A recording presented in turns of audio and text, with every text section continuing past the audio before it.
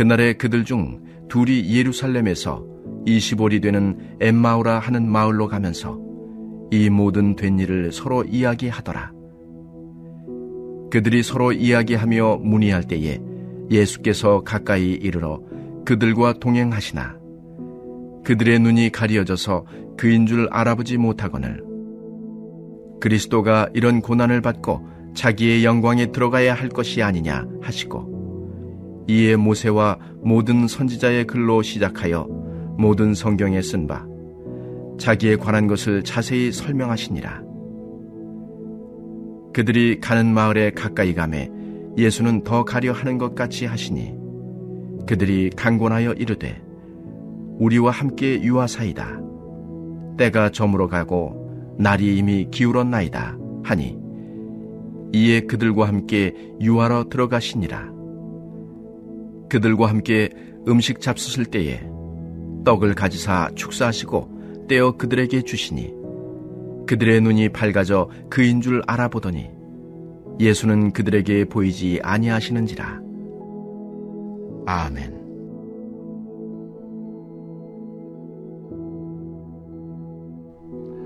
믿음의 고백을 올려드리겠습니다. 하나님, 좋습니다. 감사합니다. 사랑합니다. 하나님이 하시면 무엇인지 다 이루어집니다. 하나님, 좋습니다. 감사합니다. 사랑합니다. 하나님이 하시면 무엇이든지 다 이루어집니다. 하나님, 좋습니다. 감사합니다. 사랑합니다. 하나님이 하시면 무엇이든지 다 이루어집니다. 아멘. 하나님께 영광의 박수 올려드리겠습니다. 저희 장모님께서 집에 오시면 빼먹지 않고 하시는 일들이 있습니다. 머리카락 청소와 설거지, 그리고 아이들과 함께 놀아주시는 일 등이죠. 그리고 꼭 보시는 드라마가 있습니다. 이번에 알게 된 사실인데 평소에 저희 집에 잘 오시지 않던 저희 어머니도 이번에 오셔서 빼먹지 않고 하시는 일이 있으셨습니다. 새벽같이 일어나셔서 창가에 앉으셔서 밖을 바라보시는 일이었습니다. 간혹 미소를 지으시기도 하고요. 그리고 꼭 보시는 드라마가 있었습니다. 그 드라마의 제목이 참 좋아서 쉽게 잊을 수가 없었습니다. 그 드라마는 꽃길만 걸어요입니다. 평소에는 보지 않아서 어떤 내용인지는 모릅니다만 제목만 놓고 보면 얼마나 좋은지 모릅니다. 인생을 살면서 꽃길만 걸을 수 있다면 얼마나 좋을까요? 얼마나 행복하겠습니까?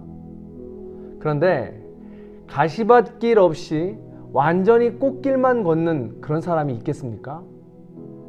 그래서 꽃길만 걸어요 라는 응원도 어쩌면 지금까지 수많은 가시밭길을 걸어온 사람에게 앞으로 다가올 미래는 꽃길만 걷길 소망하는 그 바람이 담긴 말 아니겠습니까?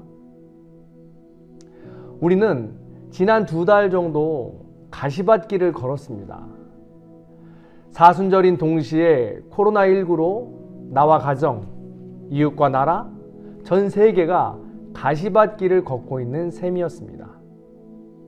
약 2000년 전 예수님의 무덤을 찾아왔던 여인들도 가시밭길을 걷고 있었습니다. 바로 그때 부활하신 예수님을 만나면서 무서움과 큰 기쁨에 복잡다단한 감정을 가졌던 여인들에게 예수님은 물으셨습니다. 밥은 먹었니? 이 사랑의 음성이 가시밭길을 걷고 있는 여인들에게 꽃길과 같은 소망을 갖게 했던 것입니다. 여전히 가시밭길을 걷고 있는 우리에게 주님은 오늘도 말씀하십니다. 밥은 먹었니? 꽃길만 걸어라. 새 힘을 주시는 거죠. 그렇습니다. 그런 마음을 가지고 우리 옆에 분에게 작은 목소리로 인사해 보시죠. 꽃길만 걸으세요. 그런데요, 꽃길은 어떤 길일까요? 부활절 둘째 주일을 맞이하면서 앞으로 우리가 걸어가야 할 길은 부활의 소망을 가지고 걸어가는 길입니다. 그렇다면 부활의 소망을 가지고 걸어가는 그 길, 꽃길은 어떤 길이며 어떻게 가는 길일까요? 오늘 말씀을 통해 해답을 찾기 원합니다. 13절의 말씀을 함께 읽어보겠습니다.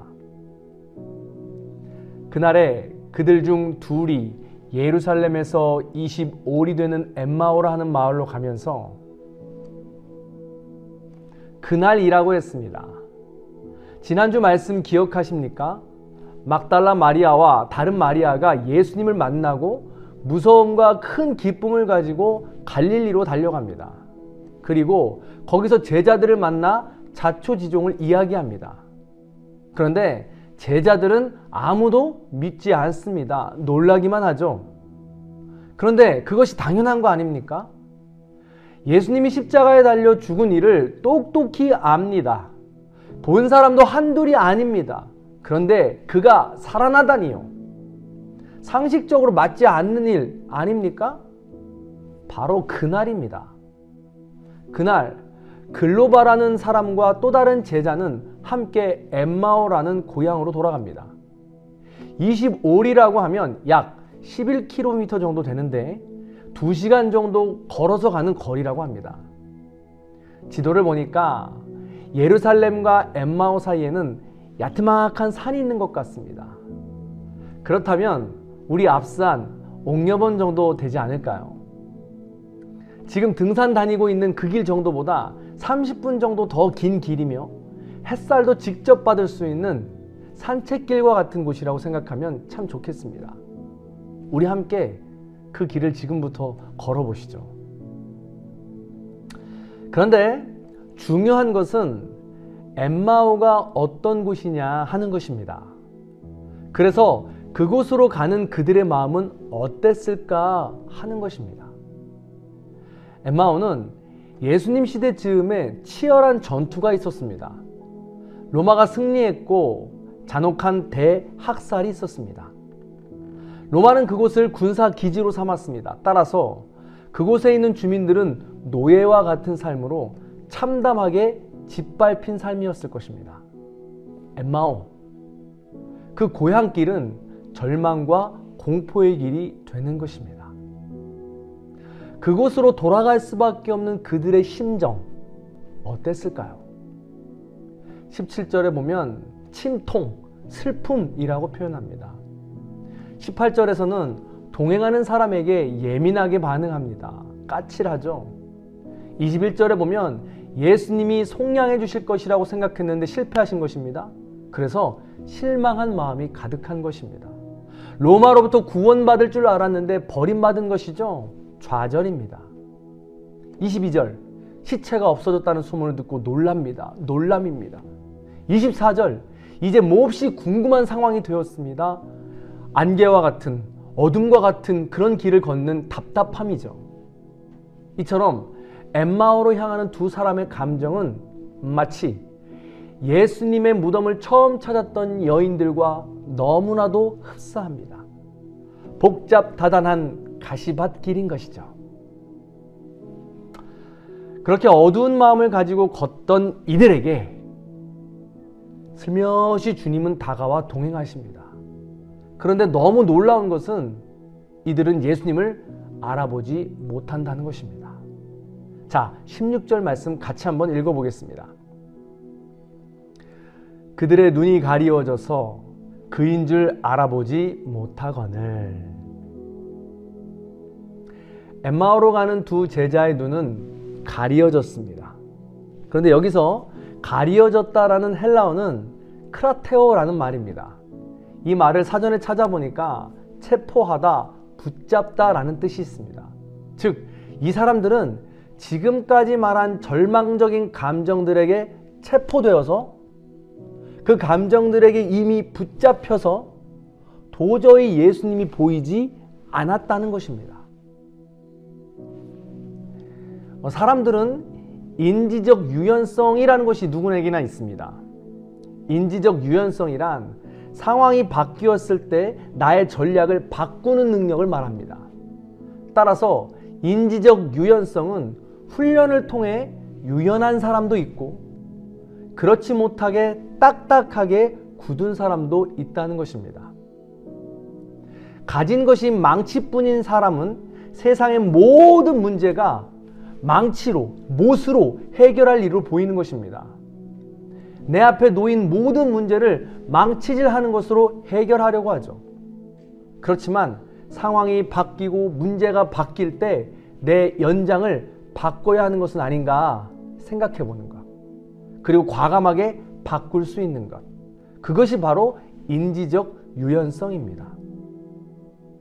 그런데 대부분의 사람들은 자신의 감정이 객관적인 현실이라고 믿습니다. 그래서 좀처럼 바꾸지 못하고 물건을 살 때나 중요한 결정을 할 때도 인지적 유연성보다 그때 감정에 따라 결정해버리는 경우가 많습니다. 엠마오로 걸어가는 이 두 사람도 그럴까요? 죽음에서 생명은 불가능한 것입니다. 그런데 예수님은 살아계실 때 예언을 하셨습니다. 그리고 지금은 그 상황이 일어났고 상황이 변화되었습니다. 연장을 바꿔야죠. 그러나 지금의 그 감정대로만 걷다 보니까 예수님을 알아보지 못하고 여전히 가시밭길을 걸어가고 있는 것입니다. 자, 그렇다면 어떻게 해야 그 가시밭길에서 벗어날 수 있을까요? 어떻게 해야 어두운 길에서 밝은 길로 나올 수 있을까요? 29절에 보면 이들은 예수님이 누구신지도 모르지만 점점 예수님의 말씀에 귀를 기울이고 날이 저물어 헤어질 시간이 되자 결국 예수님을 초청하게 됩니다. 29절입니다. 그들이 강권하여 이르되 우리와 함께 유하사이다. 가시밭길을 벗어나는 길은 연장을 바꾸는 노력이 필요합니다. 행동이 필요하죠.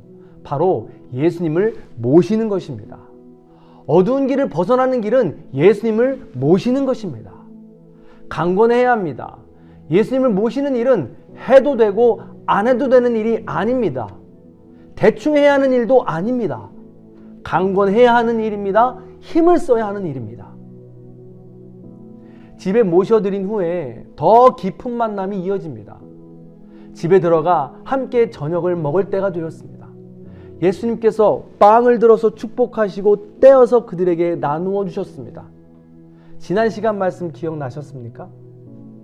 밥은 먹고 다니니?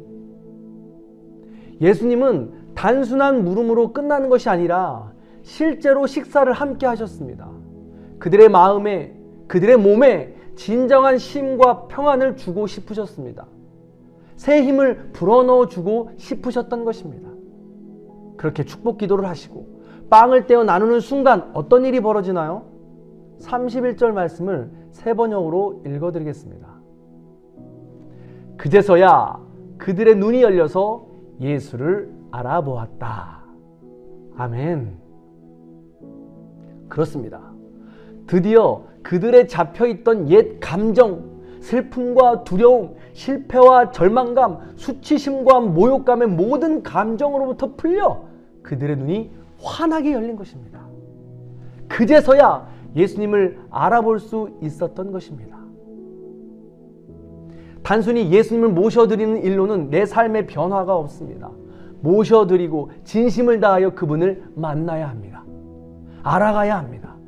그럼 그 속에 있는 예수님의 놀라운 사랑과 은혜를 발견하게 되고 그 사랑으로 우리는 변화되지 않을 수 없는 것입니다. 이 일로 인해서 제자들은 엠마오로 가는 길에서 다시 발걸음을 돌려 갈릴리로 향했다고 기록되어 있습니다. 그리고 다른 제자들을 만나게 되죠. 다른 제자들을 만났더니 각자 모두가 예수님 만난 이야기를 합니다. 그 중에 시몬 베드로 또한 부활하신 주님을 만나고 조반을 함께 먹으며 사랑을 나누었다는 감동적인 이야기도 듣게 됩니다. 그렇습니다. 우리는 교회만 다닌다고 해서 우리의 삶이 변화되는 것이 아닙니다. 주님이 주시는 빵을 먹을 때, 주님과 함께 식탁의 교제를 나눌 때 그제서야 우리의 삶은 변화의 자리까지 갈 수 있게 되는 것입니다. 빵은 생명입니다. 예수님은 일찍이 나는 생명의 떡이라고 말씀하셨습니다. 따라서 우리는 예수님을 알아갈 때, 예수님의 말씀을 더 깊이 알고 묵상하며 배워갈 때 사랑을 알게 되고 그제서야 우리의 모든 가려진 것들이 풀리고 진정한 예수님을 만날 수 있게 된다는 것입니다. 그 기쁨이 얼마나 클까요? 가리워진 눈으로 어두웠던 세상이 예수님의 사랑으로 떠지고 밝아진 세상을 만나는 그 기쁨이 얼마나 클까요? 비교가 될지 모르지만 비슷한 기쁨을 누리시는 할머니 한 분을 소개해드리고 싶습니다. 경남 거창구청 문해교실에서 80세가 넘어 한글을 배우신 할머니입니다. 그분이 쓴 시를 보고 저는 너무 감동했습니다. 그 시를 한 편 소개해드리고 마치려고 합니다. 80년 동안 한글을 모르고 사셨던 할머니는 한글을 배우면서 가리워진 눈이 떠지고 온 세상이 한글로 덮여 있다는 것을 깨달으셨습니다. 그때 오는 기쁨이 이루 말할 수 없었다고 합니다. 할머니가 찾아낸 한글이니 얼마나 세상이 눈부셨을까요? 세상이 달라 보이더랍니다. 제가 그 시를 읽어드리도록 하겠습니다. 숨바꼭질 정을순 5만 대 한글이 다 숨었는 걸 80 넘어 알았다. 낫, 호미, 괭이 속에 기억, 기억, 기억. 부침개 접시에 이응, 이응, 이응. 달아놓은 곶감에 히읗, 히읗, 히읗. 쟤 아무리 숨어봐라, 인자는 다 보인다. 사랑하는 성도 여러분, 우리 예수님을 알아가는 기쁨은 이보다 더 클 것입니다. 그 기쁨은 우리가 서 있는 가시밭길을 꽃길로 느낄 수 있을 만큼 큰 힘을 줄 것입니다.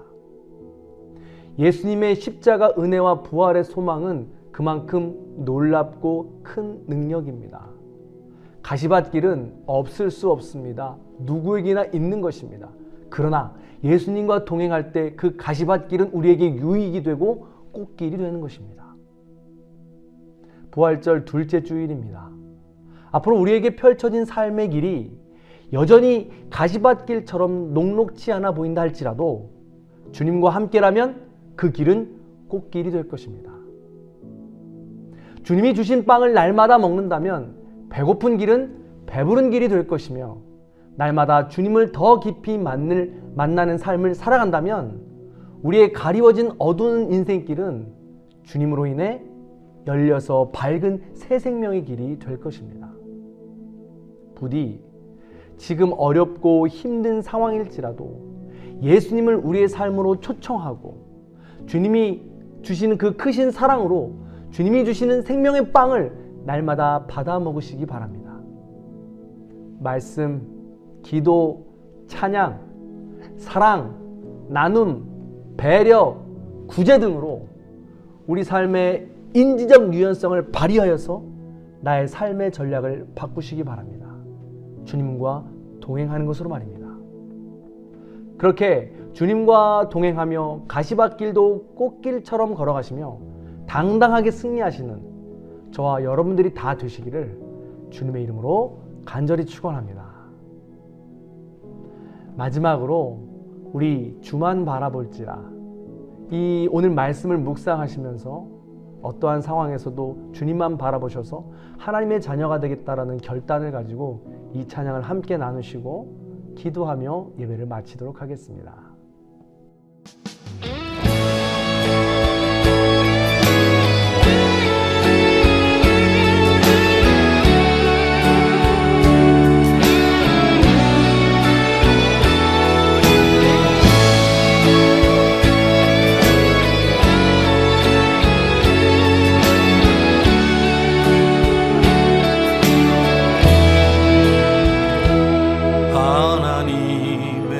사랑을 사모하는 자, 하나님의 평안을 바라보는 자, 너의 모든 것 창조하신 우리 주님이 너를 얼마나 사랑하시는지 하나님께 찬양과 경배하는 자, 하나님의 선하심을 닮아가는 자, 너의 모든 것 창조하신 우리 주님이 너를 자녀 삼으셨네. 하나님 사랑의 눈으로 너를 어느 때나 바라보시고, 하나님 인자한 귀로서 언제나 너에게 기울이시니,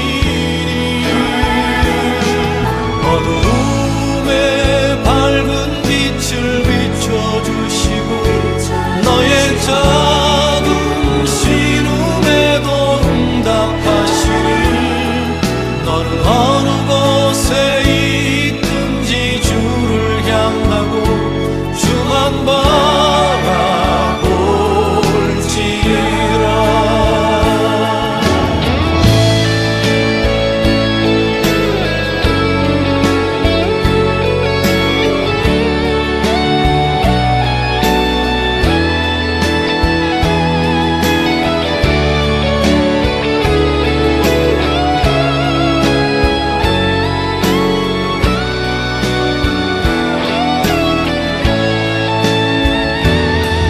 하나님 사랑의 눈으로 너를 어느 때나 바라보시고, 하나님 인자한 귀로서 언제나 너에게 기울이시니, 어두움에 밝은 빛을 비춰주시고, 너의 작은 신음에도 응답하시니, 너는 어느 곳에 있든지 주를 향하고 주만 바라볼지라. 하나님 사랑의 눈으로 너를 어느 때나 바라보시고, 하나님 인자한 귀로서 언제나 너에게 기울이시니, 어두움에 밝은 빛을 비춰주시고, 너의 작은 신음에도 응답하시니, 너는 어느 곳에 있든지 주를 향하고 주만 바라볼지라. 주만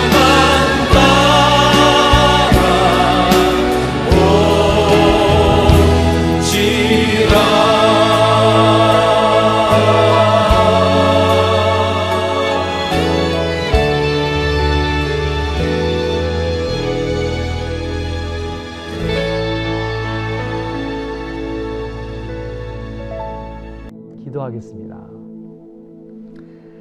사랑과 은혜가 풍성하신 하나님, 부활절 둘째 주일을 맞이하면서 우리가 부활절을 맞이했지만 여전히 똑같은 삶의 자리에서 힘들고 어렵지만 부활의 소망을 가지고 예수 그리스도의 그 사랑을 마음판에 새기고 주님과 동행함으로 우리의 닫혔던 모든 것들이 열려 밝은 길로 걸어갈 수 있도록 도와주시옵소서. 비록 가시밭 길이라 할지라도 주님과 동행한다면 그 길이 꽃길이요 더욱더 주님을 알아가는 기쁨이 큰 줄로 믿습니다. 우리 모든 성도님들, 비록 지금 힘든 시간들을 보내고 있지만 그 가시밭 길을 주님과 동행하며 꽃길로 걸어갈 수 있는 주님의 귀한 자녀들이 다 되게 하여 주시옵소서. 원근각체 터져 있는 모든 자녀들에게도 동일한 은혜를 부어 주시옵소서. 그리하여 작은 신음에도 응답하시는 주님을 바라보고 주만 바라보고 온전하게 승리할 수 있는 우리 모두가 되게 하여 주시옵소서. 지금은 우리 주 예수 그리스도의 은혜와 하나님 아버지의 극진하신 사랑과 성령님의 감화, 감동, 교통하심의 역사가 주님과 동행함으로, 주만 바라봄으로 가시밭길을 꽃길처럼 걸어가며 승리하기를 소원하고 결단하는 우리 모든 성도님들 머리 위에, 원근각처에 흩어져 있는 우리 모든 자녀들의 삶 위에, 코로나19로 힘들고 어려운 가시밭길을 걸어가고 있는 이 나라, 이 민족, 이 백성, 또한 전 세계 모든 이들에게 이제로부터 영원토록 함께 하시기를 간절히 축원하옵나이다. 아멘.